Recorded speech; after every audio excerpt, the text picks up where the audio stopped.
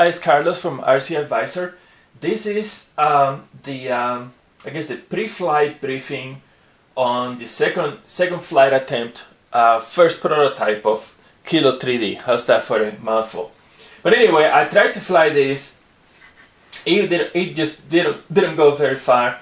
It glided about 10 feet. I just had not given it enough power, and I thought it was a gentle landing, but the motor was probably still turning, and it hit the nose, and the motor mount just came loose. And I was still having some issues with the aileron servos. One of them came loose, but also, there was a little bit of that jitter, and I concluded that the servo just didn't have enough power. So I made a couple of changes. One is that I glued the motor mount back on. I had used the crafters before, but what I like to do is use the better glue. Here we go, perfect glue number 1.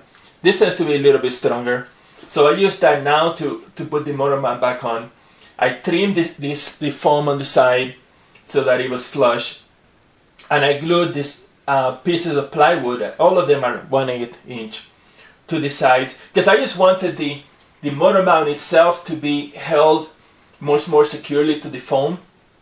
So I think this is going to work. I also use perfect glue to put those on, and it seems to be much better than before. Of course, time will tell, but I think that's holding up okay. And I was using servos, 5.4 servos on the wings, and they were okay, but I think they were still a bit underpowered.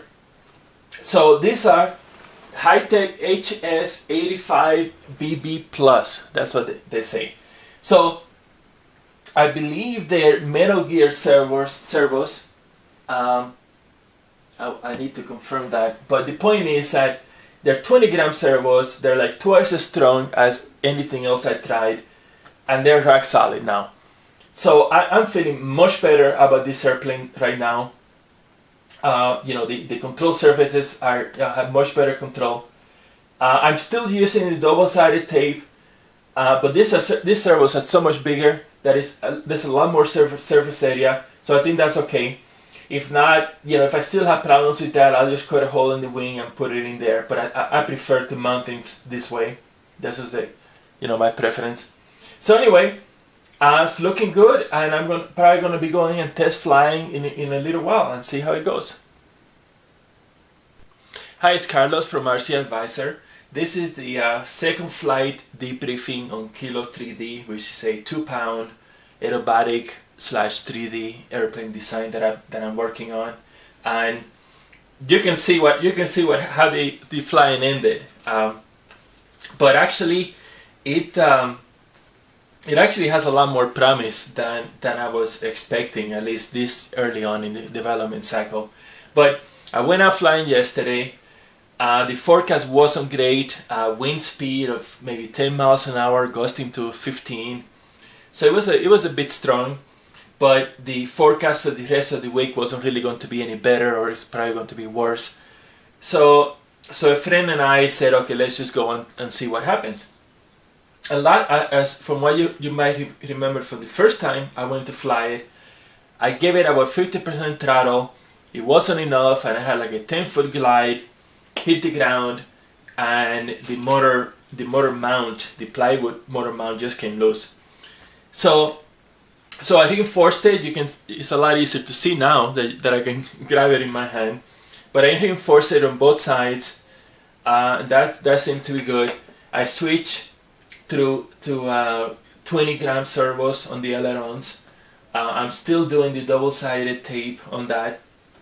And so that's how I went to fly it. And this time I gave it full power because, especially with the wind, I need to have pretty good authority from the beginning, and it flew. Of course, the minute it gets into the air, there's 20 things that I see that need to change. But there's an important lesson here, and the lesson is you need to get the airplane into the air as soon as possible, because until you do, you're really kind of hunting in the dark. But you get it into the air, and you can very quickly see what's good, what's not so good. And you know, the hardest challenges that I've had in airplane design is when the design just was refusing to fly. And you know, I have a pretty good idea what's wrong with it, but I'm not sure. So I have to make all these changes and this and that, just trying to get it into the air, just to be able to collect some real data on it. Now, once something is flying, then things tend to progress very quickly because I can see what's going on. And that's what happened here. You know, I got it into the air. I mean, I had too much aileron throw, so it was very sensitive on roll. In fact, I could do like a snap roll very easily, but it was very easy. I think the airplane has a bit of drag. Again, it was very windy, but if I got careless, the wind would just kind of take it downwind. So I kind of had to be very mindful. Because you know, I'm talking, you know, 10 to 15 at the surface. You know, if I was 50 feet up, it was probably a bit higher than that, the wind. So, but it wasn't hard. I definitely had unlimited vertical. You know, maybe not as much as I wished I had. My guess is that the flying weight is gotta be like 29 ounces, which is respectable, but it's just not as good as I want. You know, I'm really shooting for 25 ounces. So what else? I did do some testing on the rotor, and it seemed to have good authority. But there were a couple of problems, and this is probably what got me into trouble with the airplane. I had to give it a bit of up elevator to just to maintain the nose level, and the airplane. You know, I think that a consequence of that is that I had limited up elevator authority. I did try to do a loop, and you know, I kind of nose dove it full power, and I kind of brought it up, and it just kind of it's a draggy design, so it kind of lost a lot of airspeed, and it kind of finished the loop kind of in place, which was interesting. But my conclusion is that it feels nose heavy, even though the CG is at 25% chord. You know, it really shouldn't have been nose heavy. But you know, airfoils like this can be really hard to predict, and you know, that's part of the challenge. So that's why it broke. I mean, I did a flight, and the battery, you know, started running low on me, and I just kind of landed, you know, into the wind. And then for the second flight, I had my friend with the video camera, and I got some video of it flying. It's not the best video, but this is the best that we could do. And so then I came down, the battery got low on me, and I ended up landing downwind, which I guess probably didn't help.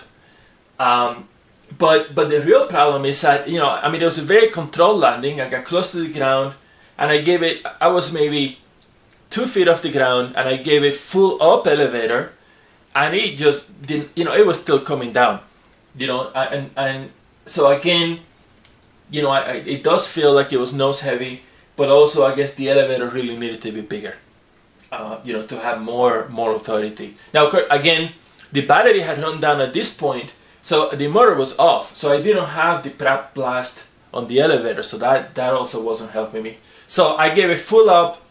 It's still, you know, it's still coming down, kind of nose down, and then the bottom corner, and that's, you know, that was kind of a problem because the fuselage has two corners, so it kind of hit on the corner and it's stuck into the ground, and it just kind of broke the motor mount. I mean, it wasn't going that fast, but you know, it was just kind of a bad combination of events. So it's very fixable.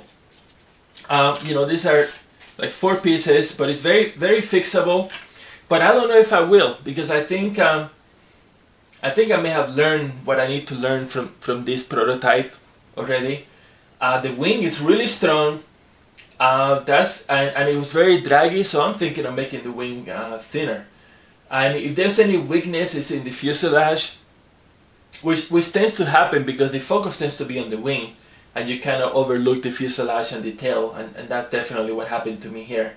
So I don't know, I'm going to think about it a little bit. I have a bunch of ideas for making the airplane lighter and making the fuselage stronger. I wish I didn't have that corner on the bottom of it, you know, so I probably want to try and do something to round that out.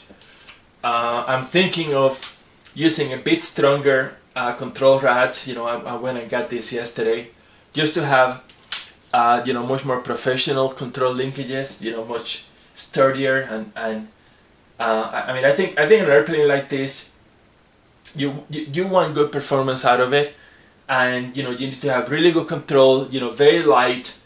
I mean, you know, being competitive is never been a goal of mine, but it would be nice if somebody said, oh, you know, that's so good, I'm going to compete with it. Again, that's a goal kind of down the list of priorities, but I really want this to be a good one. I see myself flying this a lot, so even, you know, even just for myself, I want it to be a really good design, and I know I can make it a lot better. So anyway, that's where I'm at. I'm gonna append the flying video, and I have some thinking to do. So until next time.